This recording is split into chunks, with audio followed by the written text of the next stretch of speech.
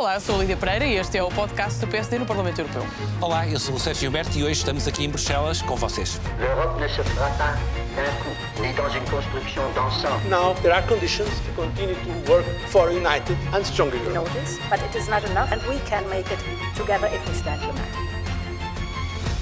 Então, Sérgio, hoje vamos falar sobre como é que podemos atrair jovens para a política. Eu já fui mais jovem, fui Presidente da Juventude do Partido Popular Europeu, tive sempre a preocupação de chegarmos, de estarmos onde os jovens estão, de falarmos sobre os temas que preocupam às gerações mais novas.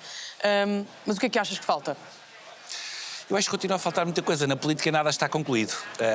Nós temos um bom exemplo e falaste bem. Nós, nas últimas listas da AD, o PSD indica duas pessoas que são jovens. O Sebastião Bugalho, que encabeçou a lista, e tu que integraste essa lista. Se calhar há uns anos atrás isto não era possível. Portanto, já houve muita progressão de integração dos jovens na política, mas eu acho que nós temos que continuar a fazer mais por envolver os jovens e atraí-los. E começa por humanizar as nossas políticas e irmos encontrar novas formas de envolver esses jovens. Mas eu deixo-te esta opinião, para nós não ficarmos aqui com uma ideia errada daquilo que são, e eu também que fiz a minha formação política na JST, tu que lideraste o IEP, as pessoas têm uma ideia errada daquilo que são as organizações e que são as Jotas, no fundo. Lídia, era bom, se calhar, para todos nós partilhar aqui um bocadinho do que é a JST, do que é que são as juventudes partidárias, na sua formação e a importância que isso teve no teu percurso político. Bom, eu fiz o meu percurso muito numa lógica sempre local e depois, portanto, eu ainda não era sequer militante da JSD nem do PSD, mas tive sempre uma grande preocupação com a minha cidade, com a forma como na altura Coimbra estava, enfim, já num processo de algum declínio. E, portanto, como tinha muitos amigos que, curiosamente, acabavam por ser da JSD, e coincidiu com o período em que José Sócrates era primeiro-ministro, talvez já na fase final. Um período negro da nossa história. Houve um certo, houve um certo apelo para me filiar no PSD, mas a minha consciência, a minha preocupação política já vem muito de trás. Aliás, eu conto muitas vezes que, ainda quando estava no ensino básico, os meus professores estimulavam muito as nossas preocupações políticas, pediam-nos para nós levarmos um texto, ou melhor, para vermos as notícias e para levarmos depois um texto no dia a seguir para discutirmos a notícia, o que é que tinha feito, o que é que tinha estado como tema à mesa do jantar. E isso foi sempre muito consistente e muito presente ao longo da minha formação. E, portanto, no ensino secundário também participei no Parlamento dos Jovens, enfim, eu sempre tive uma grande participação cívica, até mesmo no voluntariado, que é uma das coisas que eu continuo a fazer. Mas é curioso porque essa minha consciência política e cívica começa no âmbito local. Depois é óbvio que a minha vida levou outros caminhos, e por isso estamos também aqui hoje no Parlamento Europeu, mas houve sempre esta consciência da proximidade. Na tua família, alguém esteve ligado à política no passado? Não. Portanto, és a primeira, no fundo. Não houve qualquer tipo de interessante. Familiar. Eu digo isto porque, se calhar, o meu percurso acaba por ser um bocadinho idêntico. Há cerca de 25 anos já era militante da JST, quando fui desafiada a ser candidato, porque tínhamos um candidato do PSD à Câmara Municipal que tinha muita dificuldade em chegar à juventude. E aí começou, sim, porque estava ligado ao movimento associativo, a grupos de jovens, e, no fundo, a atração, no fundo, de fazer essa envolvência e da JST ganhar mais corpo. Isto para dizer lá em casa, se calhar é a minha opinião, de que eu tenho um filho de 11 anos. E eu digo isto muitas vezes, independentemente do partido, claro que alguns, aqueles radicais, extremistas, esses aí, eu acho que ele não vai cair nisso, muito sinceramente, pela educação que tem em casa, mas são escolas de vida. As juventudes partidárias não é para os chamados for the boys, não é para fazer carreira política, é sobretudo a dimensão que dá, e é preferível dar cabeçadas em estruturas políticas, porque depois vão ganhar isto não só na política, na vida, numa empresa, na sociedade, na família. E, portanto, aqueles ataques que alguns comentadores fazem, que algumas pessoas fazem às estruturas de juventude, na minha opinião, estão completamente errados, porque se conhecessem as estruturas políticas, ou pelo menos a JST, que é aquela que eu conheço bem, e tu conheces o IEP, embora eu também conheci o European Democrat Students, as pessoas ficariam com outra ideia completamente da realidade daquilo que são as estruturas de juventude. Eu se calhar partilhava esta curiosidade. Aquilo que também me interessou na altura no PSD e na JSD era uma forma de estar na política também com um grande enfoque nas questões de formação política, aprender mais sobre aquilo que nos rodeia, e a política está no nosso dia-a-dia. Eu cheguei a participar na Universidade da Europa, ainda nem sequer era militante da JST, portanto havia, já na altura, uma das coisas que eu vi no PSD era um certo espírito de abertura, porque eu, não militante, candidatei-me como qualquer outra pessoa que tivesse esse interesse, e fui selecionada e participei nessa altura na Universidade da Europa. Já foi há 2010, para aí 2011, já não me lembro. Mas isto para dizer, são boas escolas de formação. Aquilo que eu aprendi ao longo dos anos em que liderei a estrutura do Partido da Juventude, do Partido Popular Europeu, é engraçado porque as estruturas, o funcionamento, a orgânica do IEP, eu encontrei depois aqui muitas coisas no Parlamento Europeu semelhantes. A forma de trabalharmos nos chamados grupos de trabalho, temáticos correspondentes às comissões parlamentares em que estamos. A mesma discussão quando temos que discutir emendas, entregar emendas para afirmar a nossa posição política num determinado relatório. Foi uma coisa que eu já tinha, curiosamente, aprendido no IEP, e a própria negociação que está também presente todos os dias, porque os nossos backgrounds de 27 nacionalidades diferentes são às vezes tão diferentes na sua essência, que obrigam depois a uma negociação quase permanente, e foi uma coisa que eu também já tinha aprendido no IEP. Portanto, eu vejo nas juventudes partidárias, sejam as juventudes partidárias de cariz nacional ou de outro âmbito, organizações internacionais, como boas escolas de aprendizagem. Também temos é que fazer bom uso dessa presença e dessa pertença, isto é, não vale a pena nós estarmos numa juventude partidária se não tivermos um propósito, tal como também não vale a pena nós sermos eurodeputados sem termos propósito, sem termos causas e sem termos as nossas convicções. E, portanto, eu acho que esta combinação de fatores acaba por ser uma combinação virtuosa para depois a nossa ação política e irmos ao encontro daquilo que as pessoas, que os eleitores esperam de nós. Muito bem, só em jeito de conclusão para todos os que nos acompanham lá em casa, quer a Lídia como exemplo, quer até eu próprio, duas gerações diferentes, mas que demonstrou que pelo menos a JST e o IEP, mas nomeadamente a JST, são estruturas abertas. Portanto, aquelas pessoas que acham que são estruturas fechadas, que os jovens querem fechar só para alguns e para os amigos, estão completamente errados.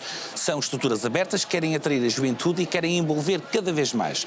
E, portanto, encerrando, no fundo, quase este capítulo daquilo que são as estruturas de juventude, de atração dos jovens para a política, para se envolver na política, e passando agora para outro tema que está muito em voga. A preocupação da habitação na juventude e a preocupação da inteligência artificial. Eu tenho apanhado muito nas universidades e, nomeadamente nas escolas secundárias, a preocupação dos jovens com a inteligência artificial. Se calhar a minha geração, que entrei há cerca de 25 anos com cargos políticos na JST, estamos numa fase que isto vai acontecer. Mas eu vejo muito essa preocupação dos jovens, e nós temos assistido em muita coisa que tem acontecido quando se fala de inteligência artificial, de começarem a assobiar, deste impacto e desta preocupação. Vamos desmistificar aqui um bocadinho isto da inteligência artificial. O que é que preocupa nos jovens? Se tem alguma razão, se não tem alguma razão, claro que tem, e nós temos que olhar para isso. Qual é a tua opinião relativamente a isso, a estas duas preocupações? Habitação, os jovens saem de casa cada vez mais tarde, não porque querem, mas por necessidade. Não, eu vou primeiro à habitação e depois respondo à inteligência artificial. Muito bem.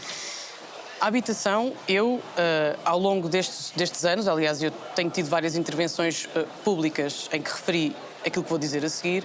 A habitação foi um tema negligenciado pelos principais partidos de poder, não só em Portugal, mas também noutros países da Europa.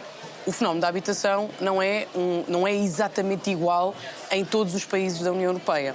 Se nós falarmos da situação em Portugal, é incomparavelmente diferente daquela que encontramos na Finlândia. Na Finlândia não há problemas na habitação. Na Suécia, idem. Mas em alguns países, por exemplo, no centro da Europa, como a República Checa, França, a Alemanha, em algumas regiões, Portugal e Espanha, Grécia, acabam por ser aqui vítimas dessa circunstância. E porquê que eu estava a fazer a referência aos partidos de poder?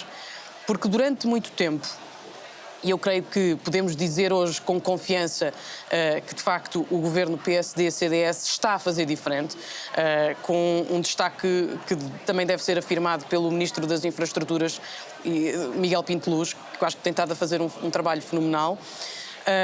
Mas ao longo de todos estes anos, os partidos de poder falaram para as suas bolsas eleitorais, que são eleitores mais velhos. E, portanto, durante mais de uma década, talvez 2 décadas, não houve a preocupação dos partidos políticos em oferecerem ou terem propositura para o problema da habitação. Porquê? Porque os mais jovens estavam a viver em casa dos pais e, portanto, isso não era um problema. Até que passámos a conhecer a difícil realidade da juventude se emancipar ao dia de hoje, com situações mais críticas em países como Portugal, Espanha, Itália, Grécia, em que a idade de emancipação é cada vez mais tardia, porque a idade de sair da casa dos pais passou a ser mais tarde. E, portanto, eu creio que esta é uma boa lição que os partidos políticos aprenderam, que não podem apenas e só falar para aqueles públicos que consideram ser os mais fiéis, as pessoas que têm sido, ao longo de todo este tempo, as pessoas mais velhas. Portanto, é mesmo importante ter oferecer políticas, e isso também tem a ver com a participação em juventudes partidárias e nos partidos políticos. Se nós queremos mais pessoas a participar, se queremos ter mais militantes, temos que lhes falar ao coração. Portanto, temos que lhes dizer porque é que a nossa receita pode convencer mais do que a receita de outros partidos políticos. E, portanto, eu creio que há uma inversão, de facto, nas políticas da habitação. Há uma resposta muito interessante, eu diria também eficaz. Tivemos os dados recentemente da queda dos preços do arrendamento em Portugal. Eu creio que isto é um sinal positivo sobre aquilo que tem sido feito ao longo destes 2 anos do governo PSD-CDS. E para concluir que, de facto, temos que continuar nesta trajetória, e creio que é a lição aprendida para os partidos políticos, que têm mesmo que falar também para as novas gerações. Não basta dizer que queremos imenso os jovens e fazemos às vezes uns golpes de mediatismo e colocamos sempre os jovens a abanar as bandeiras. Eu sempre disse e continuo a acreditar naquilo que fui dizendo. Os jovens têm que estar no centro da decisão, não têm que estar nos conselhos, nos advisory councils, portanto, naquelas coisas que às vezes são criadas de estruturas intermédias em organizações que depois não são do que absolutamente acessórios. Portanto, os jovens têm que estar no centro da decisão. Eu acho que posso dizer com confiança que o PSD tem dado esse sinal, e é um sinal que eu creio que também já vem de trás, mas em particular com a atual liderança. Sim, muito bem, e eu concordo com... E não falei da inteligência artificial, mas era para não prolongar muito mais. Deixa só terminar isto e depois... Não, e o nosso Primeiro-Ministro tem dado esse exemplo de uma forma exemplar, tal e qual como o Ministro. Mas o nosso Primeiro-Ministro, Luís Montenegro, apesar das críticas de alguns setores e de quererem colocar os jovens contra os mais velhos, mas isto tem que ser trabalhado em conjunto. O exemplo foi quando implementou o IRS jovem, vem o Partido Socialista, vem o Partido Extremista do Rui Tavares, o LIVRE, mais o Bloco, mais o PCP, criticar esta medida de atração e medidas para apoiarem os jovens. Quando estamos a falar de jovens, estamos a falar, quando olhamos para a família, estamos a falar que está tudo interligado. Pais, avós, e é desta forma que temos que interligar este tipo de políticas. E, portanto, este governo tem dado isto. Obviamente que o PSD tem feito de forma diferente e as 2 vezes que esteve no poder, para além desta, nos últimos 30 anos, uma vez foi a seguir ao António Guterres de termos um pântano, com o governo de Durão Barroso Santana Lopes, e outra vez foi quando o Partido Socialista levou o país à bancarrota com José Sócrates e toda, no fundo, a sua quadrilha que lhe seguiram relativamente a isso. Portanto, era possível, numa altura de ajustamento financeiro, estamos a olhar essencialmente para alguns tipos de política de habitação. Mas mesmo as nessa circunstâncias altura, são diferentes. Mas mesmo nessa altura, apesar de não ter sido o foco na habitação, mas nessa altura também havia uma grande consciência com as novas gerações. Eu lembro-me muito bem das grandes discussões, por exemplo, da reforma da segurança social, para garantir que as novas gerações, quando se reformarem, possam ter acesso a uma pensão digna. E, portanto, eu não estou a dizer que o PS fez tudo mal e que o PSD fez tudo bem, mas é uma lição. Fez tudo mal. E o fez muitas coisas mal. Fez muitas coisas mal. Fez muitas coisas mal. E nós temos posicionamentos. Mas PSD e PS têm a sua ideologia bem identificada. Mas aquilo que eu acho que decorre desta reflexão que aqui estamos a fazer é que, de facto, para os partidos de poder, para os partidos moderados, que é nesses partidos que a maioria das pessoas confia o seu voto, pelo menos até ao dia de hoje.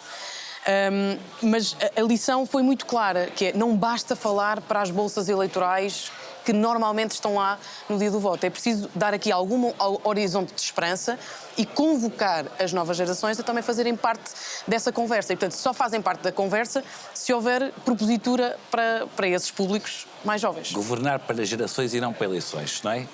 Essa forma... É uma coisa que fica muito bem de dizer sempre, nem sempre executada dessa forma, mas eu acho que... É o título de um livro que eu estou a escrever. Mas eu acho que é Mas muito dessa isso. forma, porque eu acho que é nessa linha que se afirma e diferencia os políticos. Lídia, passando para a inteligência artificial, porque nós não temos muito tempo e, entretanto, temos que falar dos objetos, de uma forma, em 2 minutos, o que é que pode a inteligência artificial preocupar na juventude? Em 2 minutos, para depois rematarmos isto. É assim, eu não sei se é propriamente uma preocupação da juventude, mas há aqui um ângulo de reflexão sobre a inteligência artificial que me preocupa, que tem a ver com a criatividade.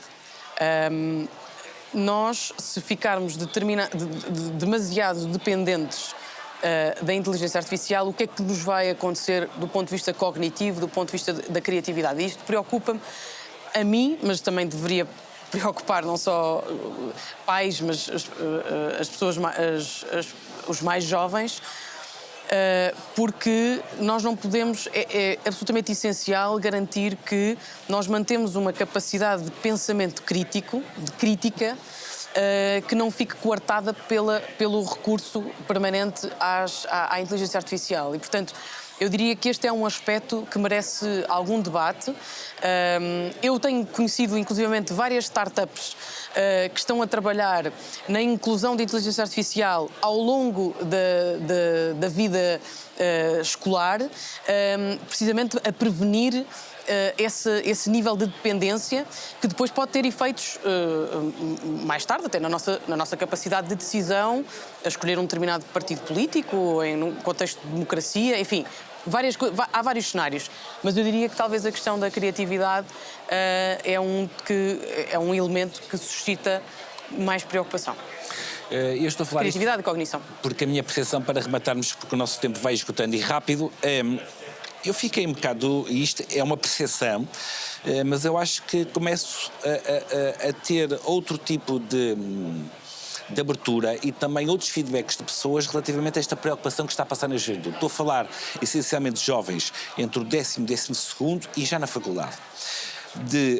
Quando se fala de inteligência artificial, estarem preocupados com o seu futuro. E eu questionei-me como é que a inteligência artificial estava a preocupar tanto a juventude. Isso é ótimo, perceberem que eles estão atentos àquilo que é a evolução, preocupados com o emprego, preocupados com aquilo que será o seu futuro, preocupados com o nível que lhes pode potenciar ou coartar a sua liberdade, porque hoje, vamos ser sinceros, hoje a nossa liberdade é diferente daquela que era há 30, 40 anos. E aqui vai bater o nosso tema. Se não houver juventude nas estruturas partidárias, não há democracia, não podemos lutar pela democracia. E, portanto, não há democracia sem partidos políticos. Quem acha que é através de movimentos ativistas / terroristas que vai conseguir alguma coisa, não é por aí. São por estruturas moderadas, estruturas que querem articular as suas políticas e com uma ideologia muito, muito bem fundamentada. E, portanto, é esta preocupação, mas se calhar no futuro vamos voltar a falar sobre este tema e aquilo que são os desafios da inteligência artificial. Lídia, sei que trouxeste um objeto aí para mostrar às pessoas que nos estão a assistir, explica o objeto e que significado é que tem para ti. Sim, olha, eu trouxe aqui uma bola do Futebol Clube do Porto, mas a bola é simbólico porque eu visitei recentemente o Departamento de Sustentabilidade do Futebol Clube do Porto e foi uma visita muito interessante em que fiquei a conhecer o projeto da InZone, que é um projeto de inclusão para crianças com algumas limitações do ponto de vista sensorial e, portanto, o Porto, num espírito que é um espírito muito de comunidade, criou este projeto há cerca de 2 anos. Foi a diretora de sustentabilidade de Teresa Santos, é um projeto dela, e eu queria deixar essa nota aqui, porque no fundo significa que os pais podem ir com os filhos ver os jogos e há aqui um elemento de inclusão que é tão importante e um elemento de comunidade que é muito representativo no desporto e por isso é que eu trouxe a bola do Futebol Clube do Porto. É simbólico da visita que fiz recentemente. Muito bem. Muito e bem. tu? Conta-nos o que é que nos trazes. Eu trouxe uma revista e depois me a pensar o que é que eu vou trazer para este podcast.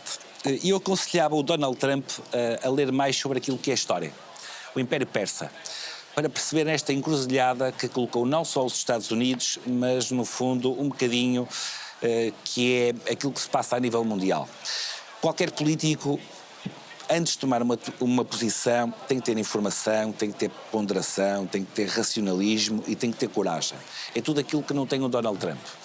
É impulsivo, é para brilhar e só pensa nele, naquilo que são os seus objetivos pessoais, e ontem saem notícias daquilo que foi o aumento da riqueza da sua família e daquilo que tirou aos norte-americanos, e portanto quando um político como Donald Trump se coloca numa encruzilhada, porque a história muitas vezes repete-se, ele devia primeiro perceber aquilo que é o Império Persa, que hoje estamos a falar do Irão, e toda a sua história, para perceber que quando nós partimos para uma guerra, nós temos que perceber com que povo é que nós estamos a lidar, e portanto o Donald Trump devia ler mais sobre aquilo que é a história, no fundo, dos impérios, dos povos, porque a história muitas vezes repete-se, e portanto nós nos podemos esquecer disso quando englobamos e estamos na política em cargos de decisão. E chegamos então ao fim do nosso podcast.